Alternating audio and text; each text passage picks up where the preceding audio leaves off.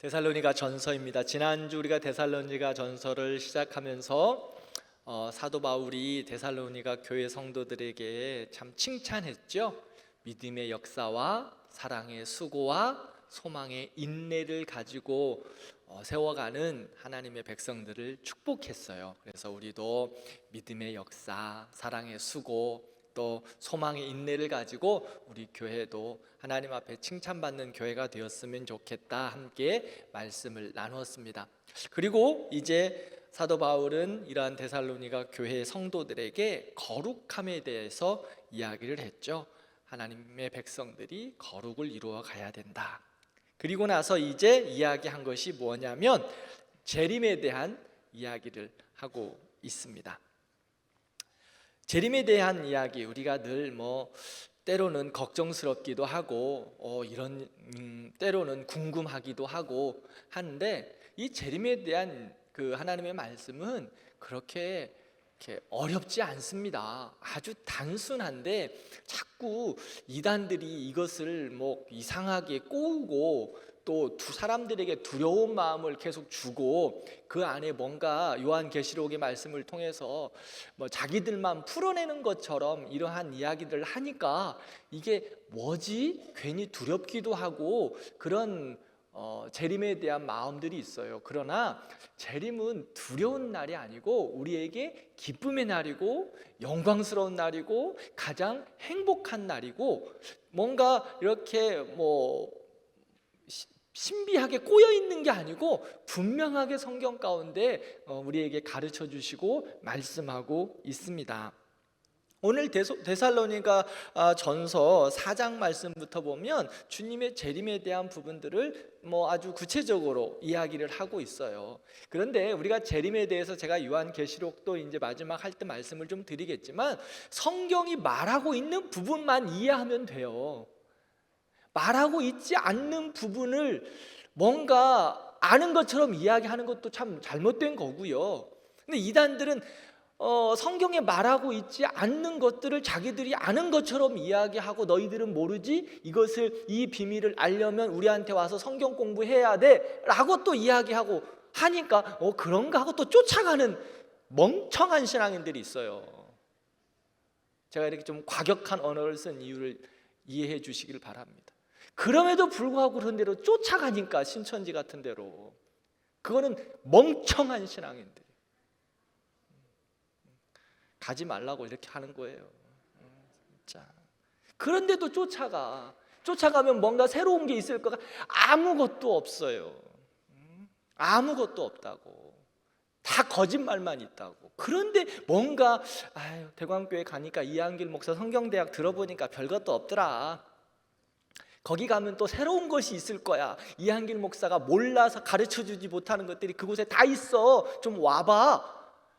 그런데 또 그런가 하고 얻어먹을 거 있나 하고 쫓아간다고요. 얻어먹기는 코 깨가지고 지옥 간다니까. 정말이에요. 왜? 그곳에 가면 미혹의 영이 사로잡기 때문에 분별하지를 못해요. 미혹의 영에 빠져가면. 그러니 성경이 말하는 것은 말하고 있는 것까지만 알면 돼요. 저는 더 이상 말할 수도 없어요. 몰라서. 그냥 성경이 말하고 하나님이 나에게 주시는 말씀과 나에게 가르쳐 주신 것, 깨닫게 하신 것, 그 다음에 오고 오는 세대 가운데 우리 신학의 선배들과 신학자들과 목사님들이 풀어놓은 그 말씀들을 배우고 공부하고 또 연구해서 여러분들과 함께 나누는 거예요. 그 이상은 없어요. 그것도 다 받아먹어서 다 받아먹어서 소화 못해. 그래서 지난주 설교한 것도 다 잊어버렸잖아.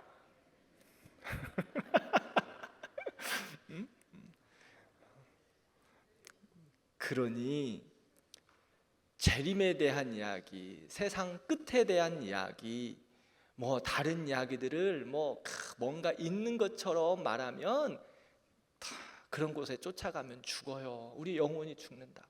그러니 하나님이 말씀하신 그 말씀의 분량까지만 가르쳐 주시면 그 가르쳐 주신 것만 알고 그것이 너무 신비롭고 상징적이어서 깨닫지 못하면 그냥 거기서 멈추면 돼요. 그리고 어디 가면 알 수 있다? 천국 가서 주님한테 물어보세요. 그러면 물어보기도 전에 천국에 들어가면 이미 다 알게 되어 있어요. 그러니까 우리에게 말씀이 가르쳐 주신 그 부분만큼만 이해해도 충분하다라고 알고 재림 한번 말씀 들어가 보겠습니다.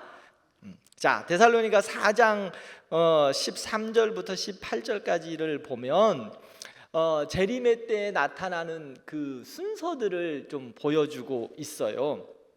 먼저 뭐가 나타나요? 천사장의 호령과 하나님의 나팔소리라고 이야기합니다. 천사장의 호령과 하나님의 나팔소리. 천사장 미가엘이 이제 주님 오신다, 예수님 오신다, 아마 딱 선포를 하는 것 같아요. 천사장의 미가엘의 호령과 그 다음에 하나님의 나팔 소리. 하나님의 나팔 소리 전지 진동할 때에 예수 영광 중에 구름 타시고 빰빠라밤. 하나님의 나팔 소리가 어떻게 울려질까 기대가 되시지 않습니까? 저는 그때까지 하나님 좀 살았으면 좋겠어요. 하나님의 나팔 소리가 어떻게 울려질까? 이 나팔 소리의 의미는 택하신 백성 하나님께서 구원하신다는 선포예요. 구원하신다는 선포. 그런데 그 하나님의 나팔 소리가 들리기 시작하면 어떤 일이 일어납니까? 죽은 자들이 먼저 일어난다, 성경은 말합니다. 죽은 자들이, 하나님 앞에서 죽었던 많은 사람들이 먼저 일어날 거다. 예수 그리스도의 영광의 몸이 부활하신 것처럼 죽은 자들이 부활할 것을 성경은 말하고 있습니다. 그러면 그 다음 부활의 모습이 예수님처럼 부활할 것이다 라고 성경은 이야기하고 있어요. 그 다음에 산자들도 구름 속에 끌려 올라간다. 이제 이게 우리들이 이야기하는 휴거라고 막 우리 예전에 많이 이야기했죠. 그런 모습으로 이제 살아있는 우리들도 구름 속으로 끌려 올라가 주님을 맞이하게 될 것이다 라고 바울은 이야기하고 있습니다.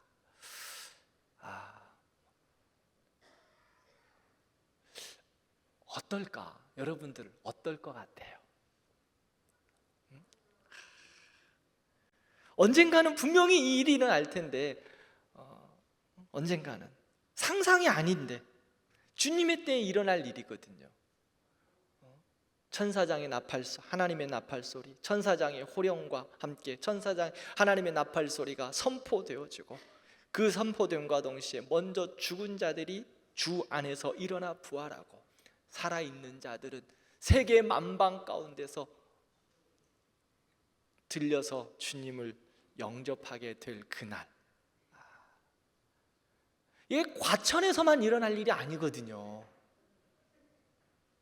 세계 열방 가운데 복음이 땅끝까지 증거되기 때문에 미전도 종족, 복음을 들어보지 못한 그 모든 종족들이 예수 그리스도의 구원의 역사를 듣는 그 날에 우리가 들어보지도 못한 종족이 있어요. 그 종족에게까지 복음이 전해지면 그 땅에서도 이제 주님의 나팔 소리를 듣고 하나님의 나팔 소리 듣고 죽은 자들이 살아나고 그 다음에 산자들이 주님을 영접하게 될 날이 있거든요. 그런데 전 세계 열방 가운데 하나님의 나팔 소리를 듣고 그렇게 일어날 것을 성경이 말하고 있습니다. 언제일지 모르죠? 언제일지 모릅니다.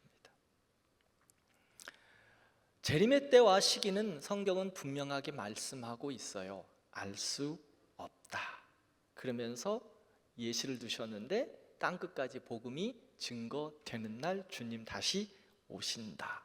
그날은 데살로니가전서 말로 5장을 말씀을 보면 도적같이라고 말하고 있습니다. 도적같이. 도둑놈은 예고하고 오지 않습니다. 자기도 우리도 모르는 사이에 와서 전혀 예상치 못한 시간에 온다는 것을 말하고 있습니다.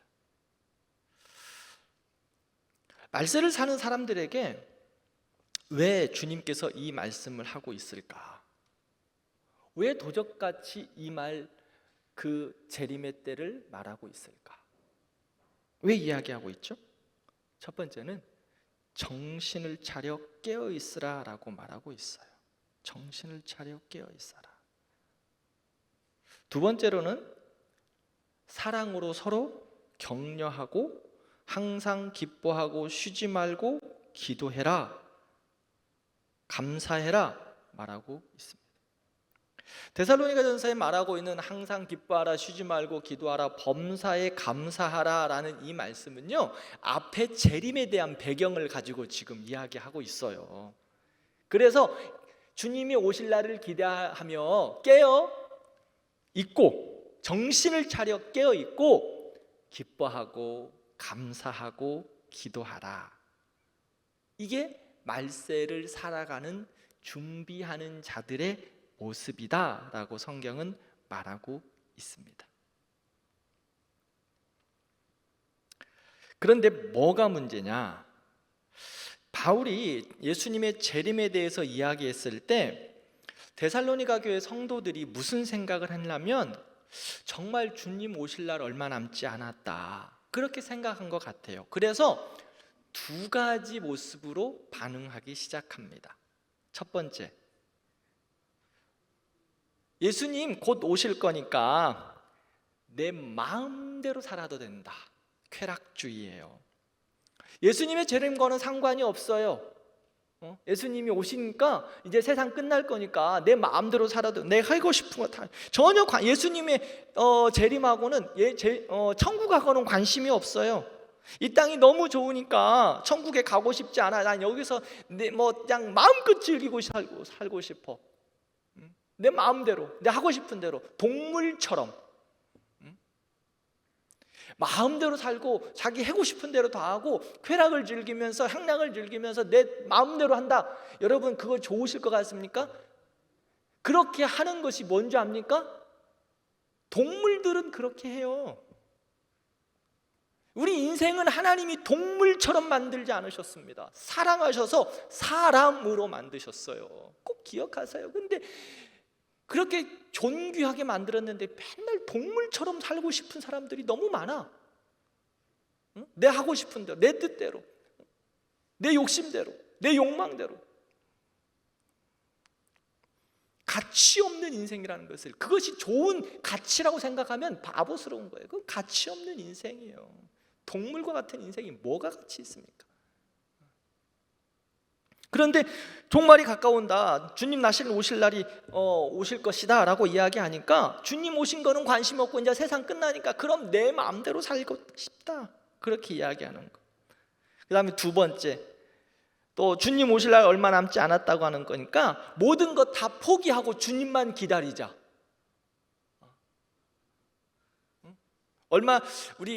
저는 지금도 기억해요. 1998년 10월 28일인가? 다미선교회, 그때 막 텔레비전도 나왔잖아요. 응? 막 그 사람들 모여가지고 하얀 옷 입고 막 응? 전혀 기억 안 나십니까? 네. 다미선교회 이장님 맞죠? 이장님, 그분 지금 뭐 하고 있나 모르겠어. 하여튼간 그러니까 데살로니가 그런 거예요. 주님 오실 날 남지 않다 그러니까 다 포기하고 믿음으로만 살겠다? 아니요. 주님은 그렇게 우리에게 말씀하고 있지 않아요. 극단적으로 주님 오실 날에서 요즘도 그러한 신비적인 그러한 단체들이 꽤 있어요.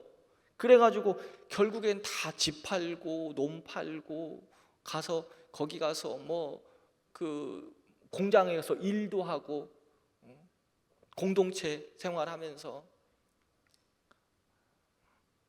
신천지도 한 그런 류의 모습이기도 하고요.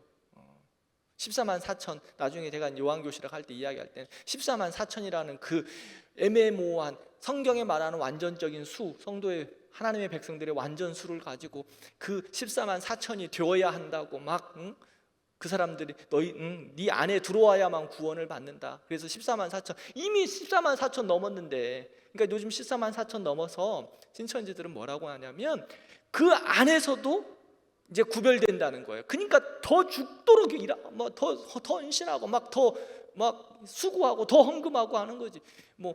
1년에 몇만 명씩 그 성경 공부해가지고 수료식 한다고 하면서 그러면 14만 4천이 벌써 넘었는데, 이미 넘었거든요.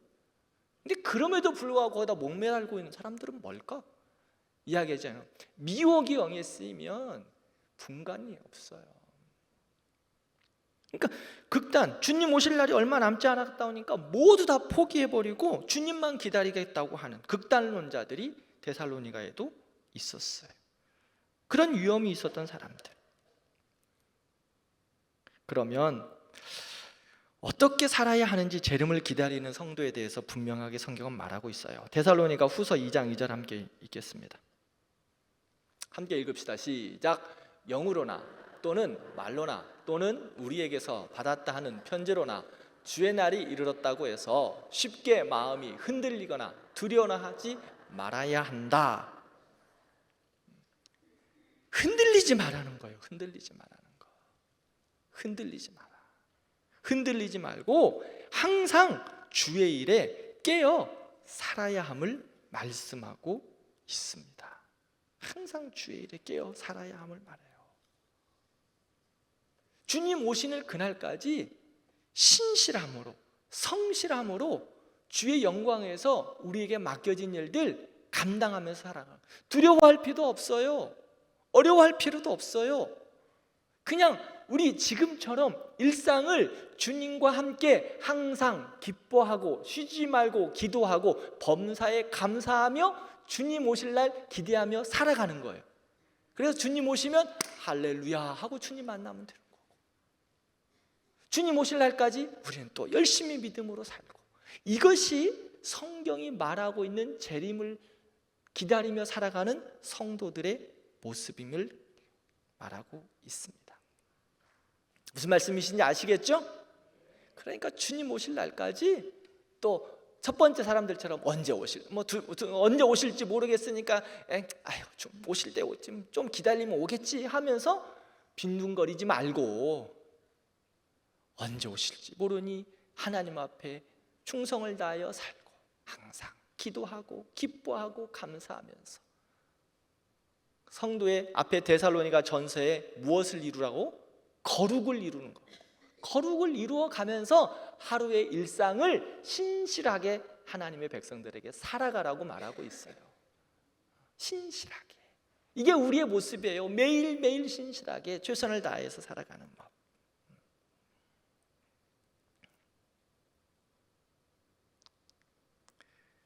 그런데 데살로니가 전후서를 보면 이 참 그럼에도 불구하고 자꾸 그 재림에 대한 이야기를 하고 어지럽게 하는 사람들이 있었던 것 같아요. 그래서 사도 바울이 데살로니가 후서 3장 11절에 이렇게 이야기해요. 같이 한번 볼까요? 우리가 들은즉 너희 가운데 게으르게 행하여 도무지 일하지 아니하고 일을 만들기만 하는 자들이 있다 하니. 찔리는 사람 계셔요? 사도 바울이 들으니까 재림의 이야기를 하고, 재림 이제 주님 이야기가 있으니까 이제 그냥 게으르고 행하지도 않고 맨날 일만 만들어, 일을 하는 게 아니라 일만 만드는 사람. 두 가지, 재림을 사는 성도들에게 쉽게 흔들리지 말고 게으르지 말고 항상 주의 일에 힘쓰면서 매일매일 살아가라고 말씀하고 있습니다. 자, 그 다음에 또한 데살로니가 교회에 대한 바울의 몇 가지 권면이 있어요. 이후에 첫 번째는 교회를 반대하는 자들에 대한 공의로운 심판이 있을 것이다. 성경은 말하고 있습니다. 두 번째, 이제 제가 데살로니가 전체를 정리해드리고 있어요. 두 번째는 재림 전에 반드시 나타나는 사람들이 있어요. 누가 나타날까요? 적그리스도가 나타난다. 이단들이 나타날 것이다. 그러나 걱정하지 말라고 성경은 말합니다. 세 번째, 각자 사람들에게 피해를 주지 말고 오늘 내가 맡은 일에 최선과 성실을 다하며 살라. 데살로니가 교회에 사도 바울은 권면합니다. 첫 번째, 하나님의 공의로운 심판이 있을 거다. 두 번째, 재림 전에는 반드시 적그리스도가 나타나니까 분별하여 조심하라고 말하고 있고요. 세 번째는 너희는 재림의 날까지 기다리며 맡은 일에 최선을 다하라 말하고 있습니다. 그러면서 사도 바울은 이렇게 이야기해요. 데살로니가에 일하기 싫거든 먹지 말라. 이 말씀이 데살로니가전서에 나와 있어요. 일하기 싫거든 먹지 마라. 하나님께서 맡기신 일들 정성을 다하여 신실하게 감당하라. 이 말씀이에요. 자, 데살로니가 전후서의 마지막을 보면 주님의 재림을 이야기합니다. 그러면서 하나님의 성도들에게 신실함을 말합니다. 사랑하는 성도 여러분, 우리 주님 오실 날 기다리면서 사는 하나님의 백성들 되기를 바랍니다. 그렇다고 극단에 치우쳐서 한편으로는 주님 곧 오실 거니까 세상을 다 버려버리고 내가 맡겨진 일들 다 버려버리고 일만 만들지 마시고 오늘 또 최선을 다하여 주의 영광에서 살아가는 거룩한 하나님의 백성들, 우리 교회가 그래서 땅끝까지 이르러 복음을 전하면서 주님의 날을 준비하는 그런 우리 교회가 됐으면 좋겠습니다. 복음이 땅끝까지 전해지는 데 있어서 조그만한 미력이라도 우리 교회가 주님 오실 날 가까우면 그 조금이라도 미력을 감당하는 우리가 되었으면 좋겠어요. 그래서 요한계시록의 마지막에 이렇게 이야기하죠. 마라나타, 주 예수여 어서 오시옵소서. 주님을 사모하는 자세의 모습, 주님을 사모하는 모습. 자, 디모데 전후서 보겠습니다. 디모데 전후서 132페이지. 자, 서론 부분 한번 읽어볼까요? 디모데 전후서에서 시작. 디모데 전후서에서 나이 많고 노련한 사도 바울은 무거운 책임을 지고 있는 훨씬 나이 어린 후계자 디모데에게 편지를 쓰고 있다.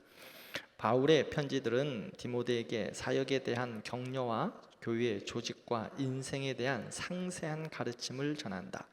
디모데 전후서와 디도서를 흔히 목회 서신이라고 부른다. 이것은 그 서신들이 교회의 목회 사역의 원리들과 목회자의 자질에 관한 내용을 담고 있기 때문이다. 네.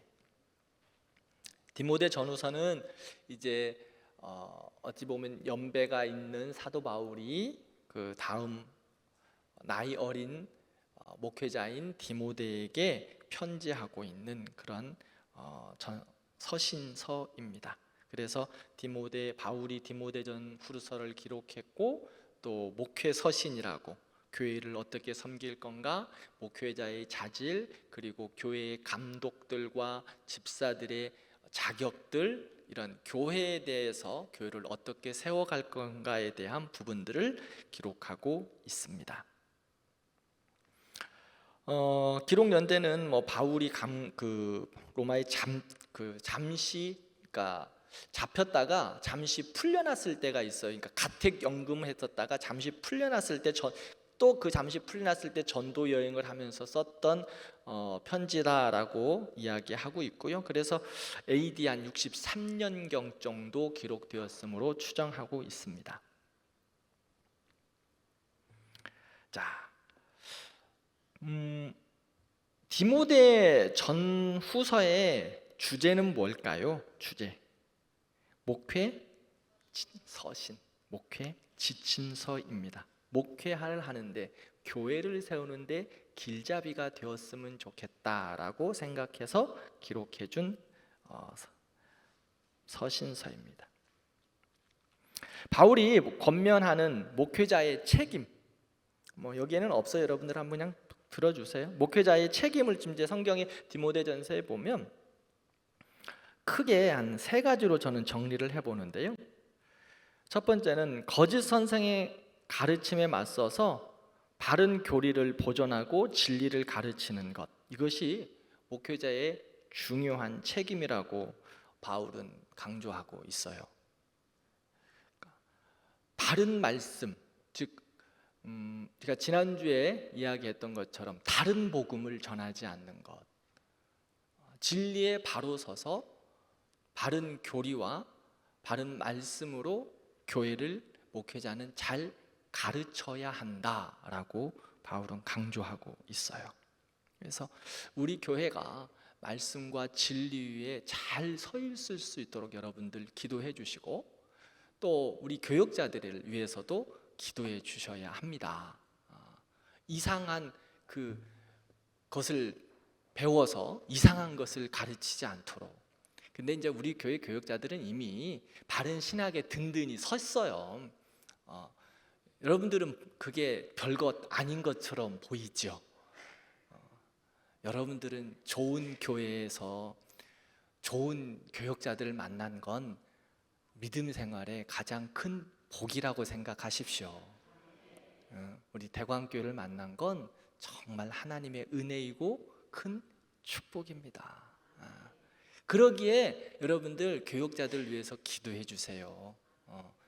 우리 교역자들도 지금처럼, 저를 위해서도, 또 우리 모든 교역자들도 지금처럼 말씀과 진리에 바로 서서 흔들림 없이 잘 가르치고 섬길 수 있도록 해달라고 여러분들이 기도해 주셔야 합니다. 아셨죠? 네. 두 번째는 장로와 집사 등의 직분자를 세워서 교회의 조직과 행정을 질서 있게 만들라라고 바울은 말하고 있어요. 또 다른 표현으로 하면 믿음의 동역자들을 세우는 겁니다. 믿음의 동역자들. 여러분들, 교회가 교역자들로만 교회가 세워지지 않습니다. 장로님들도 계시고 권사님들도 계시고 집사님들도 계시고, 또 각자의 맡은 분야에서 또 은사를 받은 대로 교회를 세워가는 직분을 받으셨어요. 이거는 서로가 동역을 감당하라고, 건강한 교회를 세워가라고 주님이 주신 사명이에요. 이게 교회예요. 그래서 사도 바울은 디모데에게 좋은 믿음의 동역자들을 잘 세워라 라고 말씀하고 있습니다. 여러분들 좋은 교회가 되기를 원하시죠? 그러면 여러분들이 좋은 동역자 되어주세요. 두 번째는 아멘을 더 크게 해야 돼요. 대광교회 좋은 교회 되기 원하시죠? 네, 그러면 여러분들이 좋은 동역자 되어주세요. 네, 여러분들이 좋은 동역자가 되어서 함께 교회를 건강하게 세워가는 거예요. 세 번째, 이제 성도들로 하여금 선한 행동을 하도록 양육하는 거예요. 양육하는 거. 성도들로 건강한 교회를 세우기 위해서는 양육해야 돼요. 훈련되어져야 돼요. 바르게 배워야 해요. 이것이 말씀으로 가르치는 목사들에게 받은 사명이에요. 첫 번째, 여러분들 교역자가 거짓 선생의 그 가르침에 맞서서 바른 진리와 말씀에 굳게 서서 가르치는 자가 교역자, 교회가 그렇게 세워진다고 말씀했죠? 그러면 교역자들이 이렇게 설교로도 말씀을 여러분들에게 가르치지만, 또 때로는 1대1, 1대10 이런 소그룹 속에서도 함께 말씀을 가르치고 세워가는 거예요. 말씀을 가르치고 양육하고 함께 배우고 섬기는 것, 그럼으로써 좋은 교회를 세워가는 것입니다. 사도 바울이 디모데에게 목회 선실을 하는 것은 너 좋은 목사 되어라, 그 말도 맞습니다. 그런데 좋은 목사가 되어서 뭐 할 거냐? 좋은 목사는요, 좋은 교회를 세우기 위해서 좋은 목사가 필요해요. 그렇지 않습니까? 좋은 목사는 좋은 교회를 세우기 위해서, 하나님의 건강하고 좋은 교회를 세우기 위해서 좋은 목사가 필요해서 사도 바울이 디모데에게 정말 유언처럼 이야기하고 있어요. 너 좋은 목사 되어야 된다. 디모데 전후서가 그 말씀이거든요. 그런데 좋은 목사 될 때 너 혼자만 되는 건 아니야 라고 말하고 있어요. 좋은 동역자들이 세워져야 되고, 그것을 계속 가르치고 배우고 또 함께 나누고 양육되고, 가르친 자가 또 가르치고 또 세우고, 이러한 은혜의 선순환이 있을 때 더 건강하고 좋은 교회가 됨을 디모데 전후서에서 계속해서 바울은 말하고 있어요. 그러므로 목회자들에게 주신 그 사명은 가르치고 양육하고 세우는 거예요. 그러면 양육하고 가르치고 배우고 세웠으면 그 다음 양육을 받은 자들, 섬김을 받은 자들은 어떻게 해야 되는 거예요? 또 그들은 가르치고 섬기고 양육하는 거예요. 나만 배우고 끝나는 게 아니에요. 나만 은혜 받고 나만 세워진 것으로 끝나는 게 아니라고요. 또 가르치고 또 배우고 또 섬겨야 돼. 계속 배워야 돼요. 그리고 계속 가르치고 섬겨야 돼요. 이게 교회의 모습이에요. 이게 건강한 교회의 모습이에요. 그래서 교회는 하나님의 사람들이 계속해서 훈련되어져야 돼요. 자, 여러분, 나는 나이 먹어서 목사님 자꾸 뭐 배우라고 하지 마세요. 요즘 세상도 평생 교육이라고 그래가지고 늙어 죽을 때까지 교육하라고 가르치고 있어요. 세상에서도. 근데 이 세상에서 이야기하는 평생 교육이 어디서 온 줄 알아요? 교회에서 왔어. 교회에서. 그것을 이론적으로 학술적으로 만든 게 평생 교육이라는 그러한 교육이 됐지. 교회에서 왔어. 교회에서는 평생 죽을 때까지 가르치잖아요. 죽을 때까지 배우라고 했거든. 제가 집 옆에 구로구 누리 복지관이라고 그래서 도서관이 좀 생겼어요. 옛날 그 송신소에. 그래가지고 월요일 날 우리 아내하고 이제 뭐 하는 곳인가, 도서관도 있다고 하길래 한번 가봤어요. 둘이 이게 어떤 거 있는가. 이제 뭐 전층을 5층을 양쪽 막 다 휘젓고 다녀봤어요.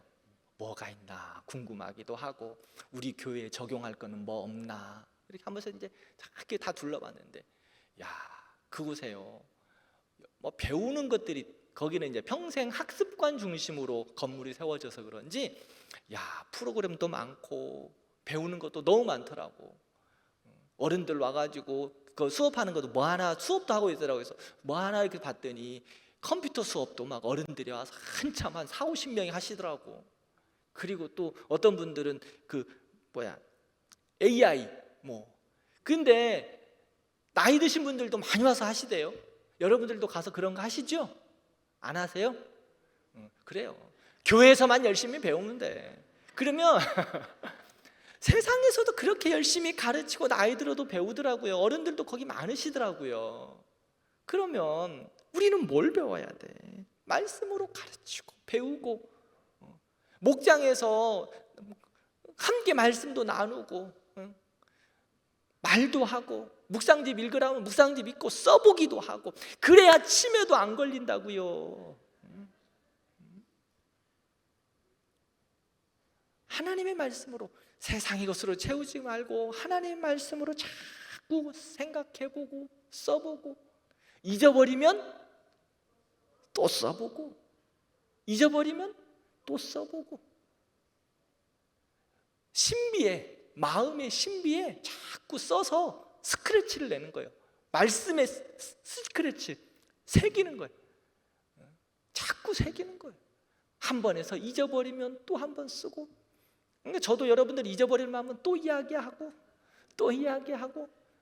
젊은 친구들한테 내가 솔직히 미안하다 그랬어요. 왜냐하면 니네들은 한 번 들으면 다 기억하는데 목사님이 2번, 3번 이야기하니까 때로는 잔소리 같지. 그런데 야, 교회는 어른들부터 어린이까지 다 있기 때문에 목사님은 중간에다 맞춰놓고 설교도 해야 되고, 그러니까 니네들은 2번, 3번 들어도 이해하고 그냥 마음에 새겨라고 제가 이야기하거든요. 이 성경대학에서도 마찬가지예요. 두 번, 세 번 이야기하는 이유는 또 해요 목사님 그렇게 말씀하시는 분 있을 수 있어요. 그런데 교회는 어린이부터 여기 성경대학도 나이 연대가 이렇게 폭이 넓어요.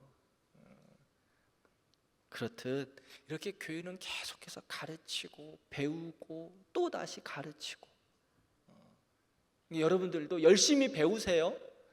그리고 열심히 가르치세요. 목장에서 가르치는 건 뭐냐? 목자가 이야기하면 나도 또박또박 대답도 해주는 거예요. 목자가 뭐 물어보면 아 몰라 그런 거 물어보지 마 이렇게 이야기하지 말고 그거는 배우는 하나님의 말씀을 배우는 자의 자세가 아니야.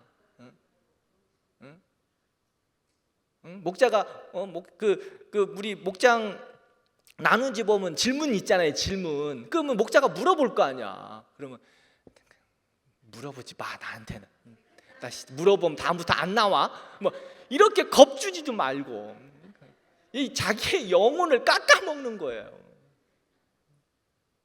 그게 배우는 거예요. 그게 말씀을 서로 나누고 훈련되고 양육되어지는 시간이에요.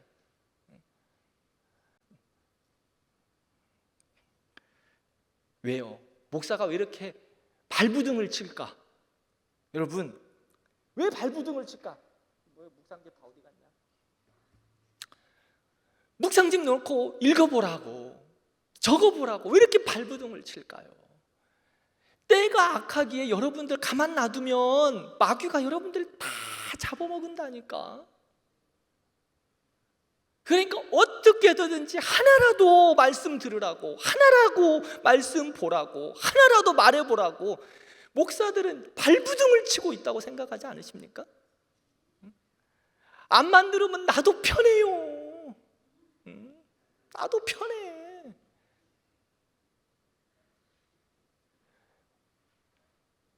36일인데 말씀 묵상집 진짜 내가 한두 번은 빼먹어도 이해를 해주겠어.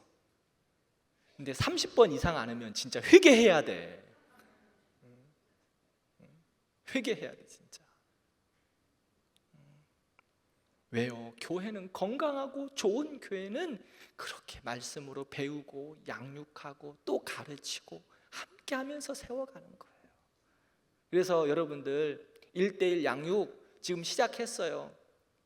여러분들도 내가 나이 먹는데 목사님 이거 할 수 있을까? 할 수 있어요. 할 수 있어. 그거는 교육자들이 자기들이 판단하지 마. 여러분들이 판단할 게 아니야. 그거는 저희가 판단할게. 저희가 내가 할 수 있을까? 할 수 있어요.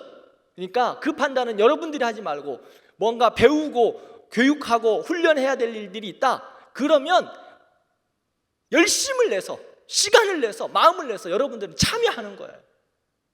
그래야 좋은 교회 이루고 좋은 성도가 되고 건강한 교회 이루간다니까요. 이 말세 때에 하나님의 백성들이 그래야 흔들리지 않아요. 하지도 않으면서 나는 믿음이 없어서 안 하니까 믿음이 없지. 그리고 자꾸 시험 들지. 그리고 딴소리만 하고 불평만 하고. 자, 그 다음에 감독의 자격 보겠습니다.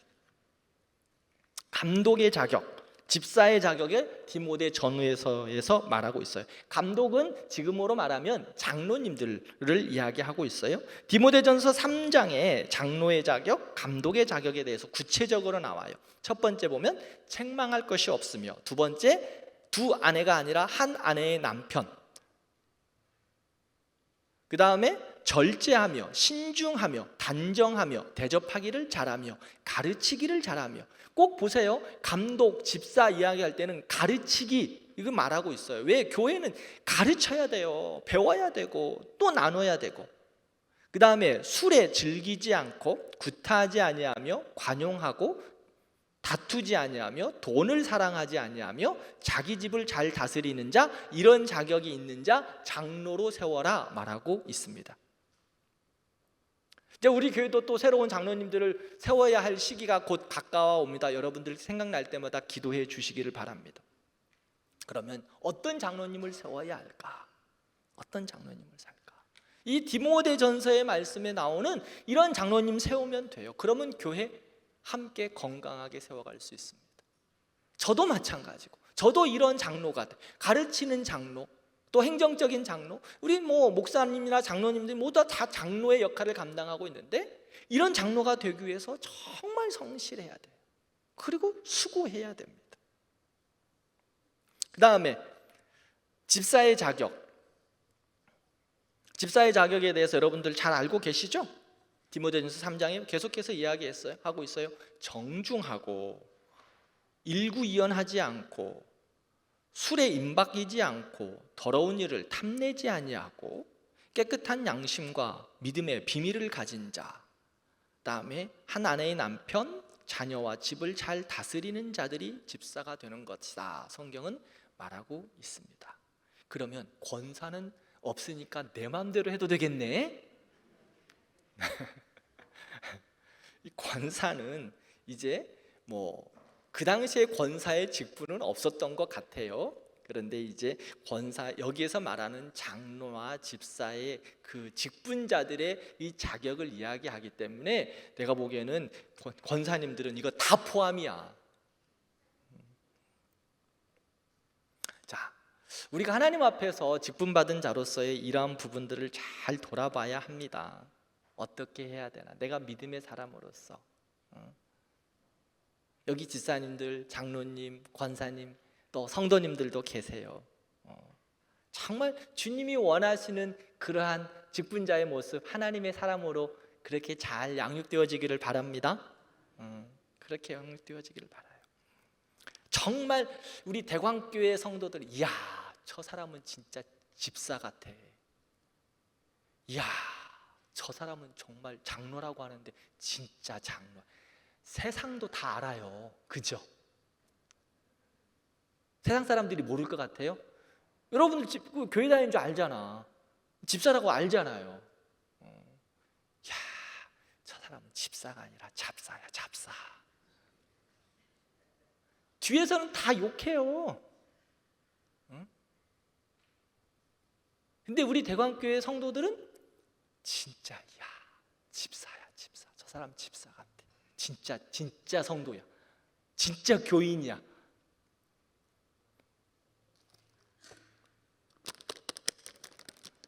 이 핸드크림 이야기했죠. 핸드크림. 야, 안 믿는 사람이 우리 교회 성도 3명을 보고 감동해서 이거 보내줬다니까요. 500개나. 야, 저 사람 진짜 집사 같아. 진짜 성도 같아. 참 감사해요. 내가 누군지 말은 안 해. 네, 그분한테도 말은 안 했는데 여기에서 내가 감사하다고 전합니다. 우리가 그렇게 돼야 돼. 집사.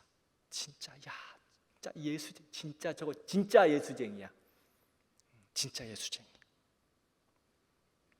디모데 전후서에서 사도 바울은 디모데에게 너 진짜 목사 되라. 너 진짜 장로 되라. 너 진짜 집사 되라. 너 진짜 하나님의 사람이 되어서 교회를 세워라. 우리에게 권면하고 있습니다. 그리고 그 이후에 각 사람에 대해서 가르치고 나이 드신 어른들에 대해서, 젊은이들에 대해서, 과부에 대해서 각 분야별로 하나씩 권면하고 있어요. 그게 무슨 말이냐? 너 진짜 예수쟁이 되라, 그 말이에요. 그래야 교회가 건강하다. 목사, 너 좋은 목사 되라. 이한길, 너 정말 좋은 목사 되어야 돼. 장로님들, 정말 좋은 장로님들 되셔야 합니다. 권사님들, 이 어두운 시대가 될수록 더 좋은 권사님들 되셔야 하고, 세상이 더 어두워져 가니까 더 좋은 집사님들 되셔야 하고, 더 좋은 우리 모두는 하나님의 사람들 되어야 합니다. 그래서 대광교회, 건강한 교회 세워가기를 진심으로 기도합니다.